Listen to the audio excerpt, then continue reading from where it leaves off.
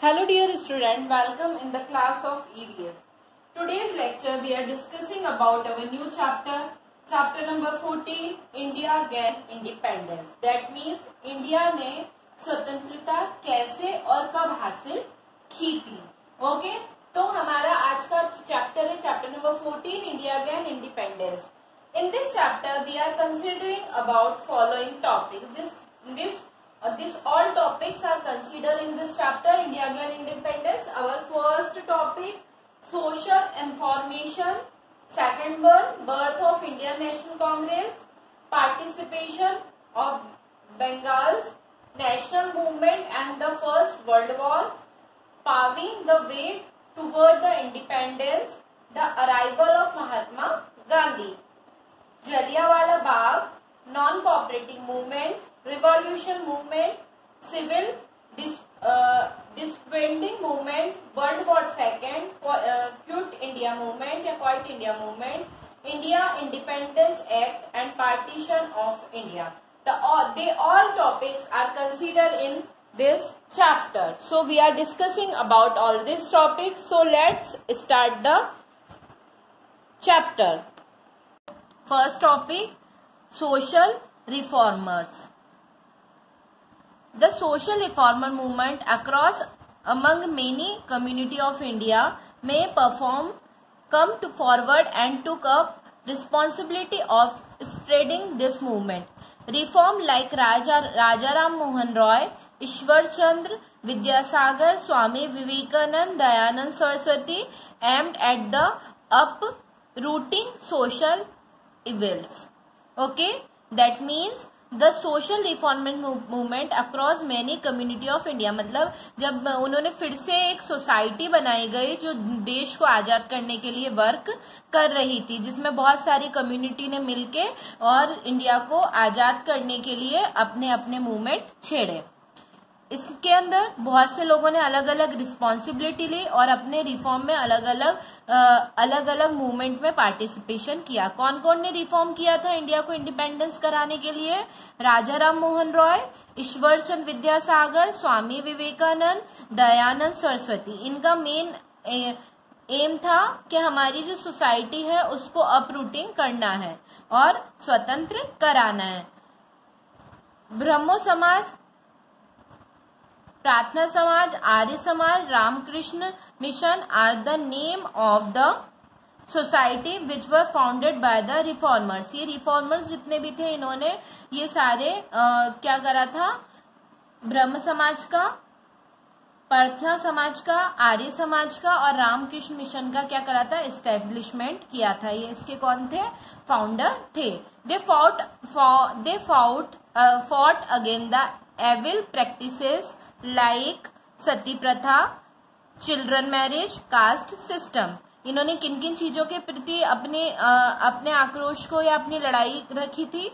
सती प्रथा के प्रति. पहले क्या किया जाता था कि अगर कोई लड़की विधवा हो जाती थी तो उसे उसके हस्बैंड के साथ ही जला दिया जाता था. चाइल्ड मैरिज दैट मीन्स बाल विवाह, और कास्ट सिस्टम दैट मीन्स भी ऊंची कास्ट और नीची कास्ट को लेके लोग एक दूसरे के साथ क्या करते थे? एक दूसरे को नीचा दिखाते थे. तो इन चीजों के ऊपर इन्होंने क्या करा था? रोक लगाने की कोशिश की थी. इसके अलावा अगर हम बात करें तो ये सारे जो रिफॉर्मर्स थे इन्होंने और बहुत सारे चीजों में पार्टिसिपेट किया था. इंडिया को इंडिपेंडेंस कराने में इनका बहुत बड़ा अपना एक योगदान था. Birth of Indian National Congress. Indian National Congress का बर्थ कैसे हुआ है ना, मतलब उसका एस्टेब्लिशमेंट कैसे हुआ? In the year 1885, India first organized all Indian political party, India National Congress, was founded by the retired English officer A.O. Humes. The aim of the Congress was to demand more freedom of speech, expression and move toward the freedom fight step by step. The leader of Congress want to inspire inclusion of India in the administration of the country. क्या हो गया, मतलब Indian National Congress का birth कैसे हुआ, कब हुआ था, 1885 में। 1885 में जो इंडिया का फर्स्ट ऑर्गेनाइजेशन, मतलब इंडिया की खुद की एक पार्टी बनी थी, ऑल इंडिया पॉलिटिकल पार्टी, जिसको हम इंडिया नेशनल कांग्रेस के नाम से भी जानते हैं। इसका जो था, इसकी स्टैब्लिशमेंट एक इंग्लिश ऑफिसर थे, retired English officer A.O. Hume, है ना, इन्होंने क्या करा था, इंडियन नेशनल कांग्रेस को एस्टेब्लिश किया था। That means he is the founder of Indian National Congress. The aim, इसका एम क्या था, इन्होंने डिमांड किया था एक तो स्वतंत्रता के लिए, है ना, साथ साथ में स्वतंत्रता की लड़ाई में लड़ने के लिए कुछ मुद्दे रखे थे कि हमको फ्रीडम होनी चाहिए अपनी बातों को रखने के लिए, अपनी बातों को एक्सप्रेस करने के लिए, और फ्रीडम फाइट किस तरीके से स्टेप बाय स्टेप करी जाएगी।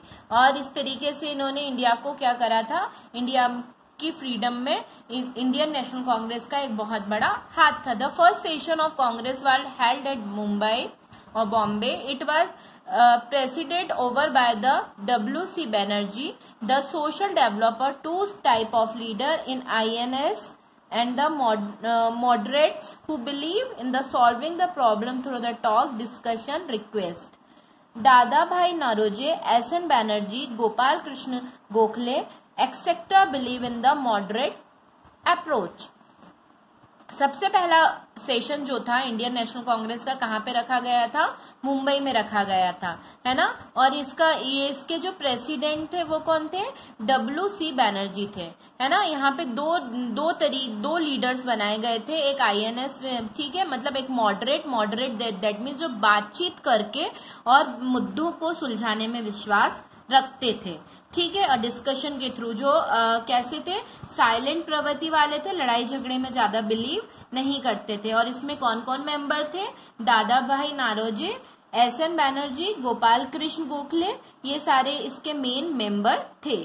The other section was the extremist, they believe in the fighting for justice and they right.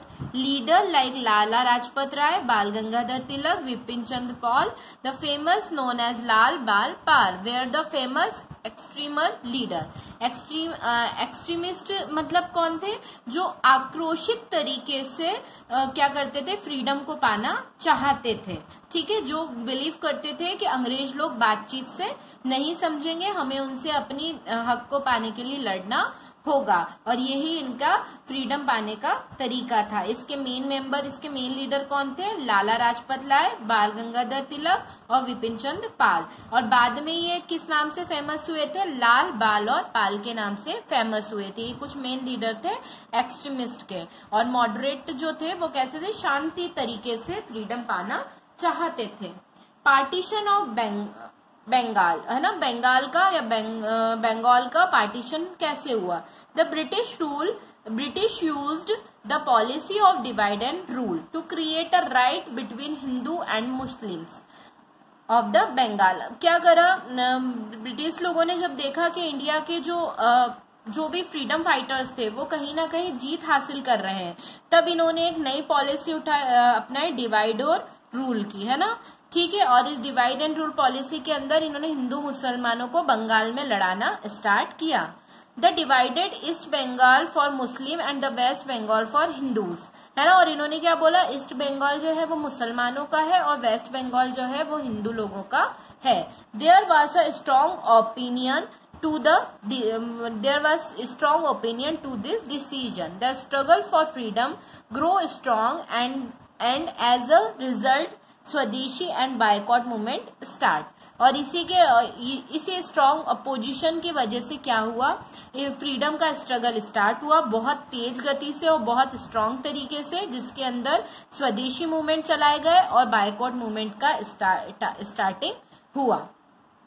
The leader of this movement encouraged the people to boycott the use of foreign made goods, है ना। इन्होंने क्या बोला, इसके जो leader थे उन्होंने लोगों को इनकरेज करना चालू किया कि उनको फॉरेन की जो चीजें हैं उनको क्या करना पड़ेगा, बायकॉट करना पड़ेगा, मतलब इनको यूज करना पूरी तरीके से छोड़ना पड़ेगा।